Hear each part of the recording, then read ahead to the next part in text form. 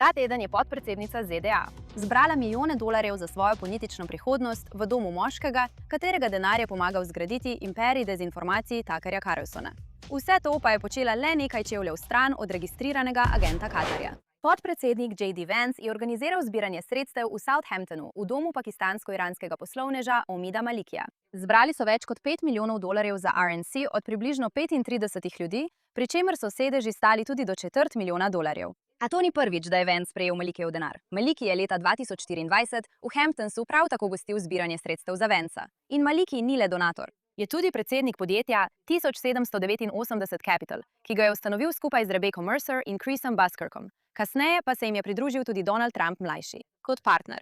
Podjetje pa je leta 2023 vodilo tudi 15-milijonsko investicijo za zagon medijskega podjetja Tuckerja Carlsona. Kmalu po tej investiciji se je to zgodilo z oddajo Tuckerja Carlsona. Dokumenti FARA, vloženi na Ministrstvu za pravosodje, kažejo, da je podjetje Luminate Advisors od katarskega veleposlaništva v Washingtonu prejemalo $180,000 na mesec za organizacijo medijskih nastopov za Katar. Marca 2025 je Luminate omogočil prijateljski pogovor med Carlsonom in katarskim premierjem.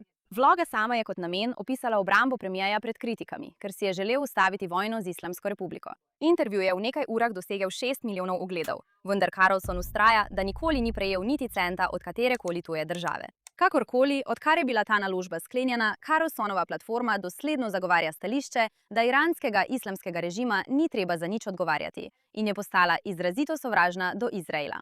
Prav tako je Katarju, muslimanski bratovščini in celo političnemu islamu kot celoti namenil razumevanje, ki si ga iskreno povedano ne zaslužijo. Isti človek, ki je pomagal financirati platformo Tuckerja Carlsona, je tudi soustanovil donatorski stroj, ki je omogočil vzpon Vancea, in soustanovil zasebni klub, ki prodaja dostop do preostale administracije. To so 3 ločene točke pritiska na trenutno administracijo Bele hiše, vse povezane z istimi ljudmi, ki imajo zaskrbljujoče vezi s Katarjem. Poleg tega dejstva obstaja dokumentiran vzorec sovražnih protijudovskih in odkrito protiameriških vrednot, ki izhajajo iz projektov, s katerimi je še vedno na takšen ali drugačen način povezan. To sicer ne dokazuje, da je Malik odgovoren, vendar vsekakor upravičuje temeljitejšo preiskavo tujega vpliva, še posebej glede na vzorec, ki ga vidimo pri Katarju.